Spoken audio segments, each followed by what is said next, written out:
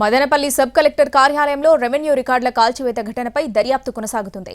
Revenue శాఖ principal secretary Sisodia 3 జిల్లాల కలెక్టర్లు, ఆర్డీఓలు, ఎంఆర్ఓలతో సమీక్ష చేసి దిశానిర్దేశం చేశారు. మరోవైపు చాలా మంది బాధితులు సబ్ కలెక్టర్ కార్యాలయానికి వచ్చి తమ బాధలు చెప్పారు.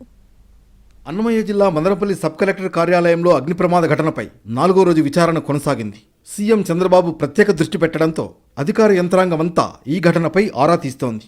రెవెన్యూ శాఖ principal secretary Sisodia sub collector కార్యాలయంలో 3 జిల్లాల కలెక్టర్లు, రెవెన్యూ అధికారులతో సమీక్ష నిర్వహించారు. చుక్కల భూములు, 22A ల్యాండ్స్, రిజర్వాయర్లకు సంబంధించిన భూములు, అసైన్మెంట్ ల్యాండ్స్ రికార్డులన్నీ భద్రంగా ఉన్నాయా లేదా అనే దానిపై సిసోడియా ఆరా తీశారు. గడిచిన 3 ఏళ్లలో ల్యాండ్ కన్వర్షన్ చేసిన భూముల వివరాలపై చర్చించారు. మదనపల్లి సబ్ కలెక్టర్ కార్యాలయంలో జరిగిన ఘటనను దృష్టిలో ఉంచుకుని ముందు ఎలాంటి ఘటనలు జరగకుండా రెవెన్యూ అధికారులు జాగ్రత్తలు తీసుకోవాలని సూచించారు.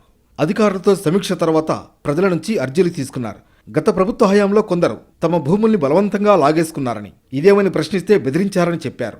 మరోవైపు సిఐడి చీఫ్ రవిశంకర్ ఐఎన్ఆర్ అగ్ని ప్రమాద ఘటనపై ఎస్పీ క్లూస్ టీంతో సమావేశమై కేసు పురోగతిపై ఆరా తీశారు. ఇప్పటికే 35 మంది అనుమానితుల మొబైల్ ఫోన్లు స్వాధీనం చేసుకున్న పోలీసులు వారి కాల్ డేటా పరిశీలిస్తున్నారు. పోలీసుల అదుపులో ఉన్న ఆర్డీఓలు Murali, Hariprasad, senior assistant Gautam Tej, VR రమణయ్యలను కూడా ప్రశ్నిస్తున్నారు. ఈ కేసులో కీలక పాత్రధారిగా ఉన్న మాజీ మంత్రి పెద్దిరెడ్డి అనుచరుడు మాధవరెడ్డి కోసం పోలీసులు గాలింపును ముమ్మరం చేశారు.